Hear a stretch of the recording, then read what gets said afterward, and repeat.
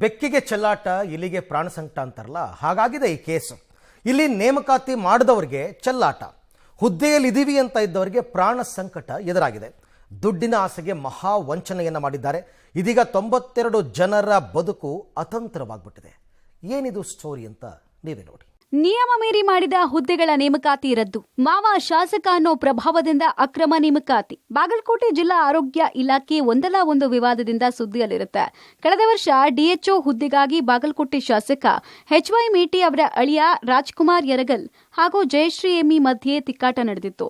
ಸರ್ಕಾರದ ಆದೇಶದ ಪ್ರಕಾರ ರಾಜ್ಕುಮಾರ್ ಯರಗಲ್, ನಾನು ಡಿಎಚ್ಒ ಅಂತ ಬಂದ್ರೆ ಜಯಶ್ರೀ ಎಮ್ಮಿ ನನ್ನನ್ನ ವರ್ಗಾವಣೆ ಮಾಡೋಕೆ ಬರೋದಿಲ್ಲ ಅಂತ ಕೆಎಟಿ ಮೆಟ್ಟಿಲೇರಿದ್ರು. ಇದರ ಮಧ್ಯೆ ಡಿಎಚ್ಒ ಹುದ್ದೆಯಲ್ಲಿದ್ದ ಯರಗಲ್ ವೈದ್ಯ ಸಿ ಮತ್ತು ಡಿ ದರ್ಜೆ ಹುದ್ದೆಗಳಿಗೆ 92 ಎನ್ಎಚ್ಎಂ ಹುದ್ದೆ ನೇಮಕ ಮಾಡಿದ್ರು. ಆದರೆ ನೇಮಕಾತಿಯಲ್ಲಿ ಅಕ್ರಮ ನಡೆದಿದೆ, ನಿಯಮ ಪಾಲಿಸಿಲ್ಲ ಅಂತ ನಿಕಟಪೂರ್ವ ಡಿಎಚ್ಒ ಜಯಶ್ರೀ ಎಮ್ಮಿ ಜಿಲ್ಲಾ ಪಂಚಾಯತ್ ಸಿಇಒ ಅವರಿಗೆ ವರದಿ ಸಲ್ಲಿಸಿದ್ರು. ಇದರ ಆಧಾರದ ಮೇಲೆ ಸಿಇಒ ಗಮನಕ್ಕೆ ತಾರದೆ ನೇಮಕಾತಿಯಾದ ಹಿನ್ನೆಲೆಯಲ್ಲಿ 92 ಹುದ್ದೆಗಳನ್ನು ರದ್ದು ಮಾಡಿ ಆದೇಶವನ್ನು ಹೊರಡಿಸಿದ್ದಾರೆ. ಹಿಂದೆ ಆದಂಥ ಪ್ರಕ್ರಿಯೆಗಳು ಕಾನೂನುಬದ್ಧವಾಗಿ ಆಗಿಲ್ಲ ಅಂತಂದರೆ, ಯಾವುದು ಕಾನೂನುಬದ್ಧವಾಗಿ ಆಗಿಲ್ಲ ಅವನ್ನೆಲ್ಲ ನೀವು ರಿಜೆಕ್ಟ್ ಮಾಡಿ ಮತ್ತು ಹೊಸದಾಗಿ ನೇಮಕಾತಿ ಪ್ರಕ್ರಿಯೆ ಮಾಡಿ ಅಂತ ನಾನು ಅವರಿಗೆ ಸೂಚನೆ ಕೊಟ್ಟಿದ್ದೀನಿ. ಆ ಪ್ರಕಾರ ಅವರು ಹಿಂದಿನ ಡಿ.ಎಚ್.ಒ ಅವರು ಏನು ಅನಧಿಕೃತವಾಗಿ ನೇಮಕಾತಿ ಆಗಿದೆ ಅವರ ಬಗ್ಗೆ ಕ್ರಮ ತಗೊಂಡು ಅವನ್ನೆಲ್ಲ ರದ್ದು ಮಾಡಿ ಹೊಸದಾಗಿ ನೇಮಕಾತಿ ಪ್ರಕ್ರಿಯೆ ಮಾಡಲಿಕ್ಕೆ ಕ್ರಮ ತಗೊಂಡಿದೆ. ಯರಗಲ್ ಅವರು ಪ್ರಭಾರದಲ್ಲಿದ್ದಾಗ ಈ ಒಂದು ನೇಮಕಾತಿ ಪ್ರಕ್ರಿಯೆ ಚಾಲ್ತಿಯಾಗಿತ್ತು. ಏನು ನೇಮಕಾತಿ ಆಗಿದೆ, ಯಾರೆಲ್ಲಿಗೆ ಆದೇಶ ಕೊಟ್ಟಿದ್ದಾರೆ ನನ್ನ ಗಮನಕ್ಕಂತೂ ಅವರು ತಂದಿರಲಿಲ್ಲ. ಕೋರ್ಟ್ ಆದೇಶ ಮೇರೆಗೆ ಏನು ಜಯಶ್ರೀ ಎಮ್ಮಿ ಅವರು ಬಂದು ಪ್ರಭಾರ ವಹಿಸಿಕೊಂಡು ಆ ಸಂದರ್ಭದಲ್ಲಿ ಈ ಥರ ಎಲ್ಲ ವಿಚಾರಗಳಾಗಿದೆ ಅಂತ ನನ್ನ ಗಮನಕ್ಕೆ ತಂದರು, ಕಡತ ಮಂಡಿಸಿದರು. ಇಮಿಡಿಯೇಟ್ ಆಗಿ ನನ್ನ ಗಮನಕ್ಕೆ ತಂದ ತಕ್ಷಣ ಅವರು ವರದಿಯನ್ನು ತೆಗೆದುಕೊಂಡು ನಾನು ಸರ್ಕಾರಕ್ಕೆ ಈ ಮಾಹಿತಿಯನ್ನು ಕಳಿಸ್ಕೊಟ್ಟಿದ್ದೀನಿ. ಈ ಥರ ಪ್ರಕ್ರಿಯೆ ಆಗಿದೆ, ಇದ್ರ ಬಗ್ಗೆ ಸೂಕ್ತ ಕ್ರಮ ಕೈಗೊಳ್ಳಲಿಕ್ಕೆ ಮತ್ತು ಸೂಕ್ತ ನಿರ್ದೇಶನ ನೀಡಲಿಕ್ಕೆ ಸರ್ಕಾರಕ್ಕೆ ನಾನು ವರದಿ ಕಳಿಸಿದ್ದೀನಿ ಮತ್ತು ಈಗ ಅನಧಿಕೃತ ಆಗಿದ್ದ ಬಗ್ಗೆಯೂ ಕ್ರಮ ತಗೊಳ್ಳಿ ಅಂತ ಹೇಳಿ ನಾನು ಡೈರೆಕ್ಷನ್ ಕೊಟ್ಟಿದ್ದೆ. ಹಿಂದಿನ ಡಿ.ಎಚ್. ಅವರು ಹೇಳಿದ ಪ್ರಕಾರ ಸುಮಾರು 92 ಹುದ್ದೆಗಳು ಆಗಿದೆ ಅಂತ ನನಗೆ ಮಾಹಿತಿ ಕೊಟ್ಟು ಪಟ್ಟಿ ಕೊಟ್ಟಿದ್ದರು. ಆ ಪಟ್ಟಿ ಮತ್ತು ವರದಿಯನ್ನು ನನಗೆ ಮಾಹಿತಿ ಬಂದ ತಕ್ಷಣ ಅಷ್ಟು ಎಲ್ಲವನ್ನು ರದ್ದುಪಡಿಸಬೇಕು ಮತ್ತು ಹೊಸದಾಗಿ ನೇಮಕಾತಿ ಮಾಡಿ ಅಂತ ಸೂಚನೆ ಕೊಟ್ಟಿದೆ. ರಾಜ್ಕುಮಾರ್ ಯರಗಲ್ನಿಂದ ಎಡವಟ್ಟು, 92 ಜನರ ಸ್ಥಿತಿ ಅತಂತ್ರ, ಹಿಡಿ ಶಾಪ.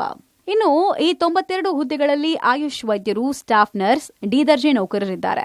ಎಲ್ಲರೂ ಈಗಾಗಲೇ ಯರಗಲ್ ಆದೇಶದ ಮೇರೆಗೆ ಕರ್ತವ್ಯದಲ್ಲಿ ಇದ್ರು. ಆದರೆ ಈ ವಿಷಯ ಸ್ವತಃ ಸಿಇಒ ಅವರಿಗೂ ತಿಳಿದಿರಲಿಲ್ಲ. ಅವರ ಅನುಮತಿ ಪಡೆಯದೆ ಕೆಲಸಕ್ಕೆ ನೇಮಕ ಮಾಡಲಾಗಿತ್ತು. ಹೀಗಾಗಿ ಈಗ ಸಿಇಒ ಅವರು ಎಲ್ಲರನ್ನ ಹುದ್ದೆಯಿಂದ ಬಿಡುಗಡೆಗೊಳಿಸಿ ಆದೇಶ ಮಾಡಿದ್ದಾರೆ. ಇದರಿಂದ 92 ಜನರ ಸ್ಥಿತಿ ಅತಂತ್ರವಾಗಿದೆ. ನೇಮಕಾತಿ ವೇಳೆ ಹಿಂದಿನ ಡಿಎಚ್ಒ ರಾಜ್ಕುಮಾರ್ ಯರಗಲ್ ಮೇಲೆ ಮಾವನ ಪ್ರಭಾವ ಬಳಸಿ ಲಕ್ಷಾಂತರ ರೂಪಾಯಿ ಪಡೆದು ಬೇಕಾಬಿಟ್ಟಿ ನೇಮಕ ಮಾಡಿಕೊಂಡಿದ್ದಾರೆ ಎಂಬ ಆರೋಪ ಕೂಡ ಇದೆ.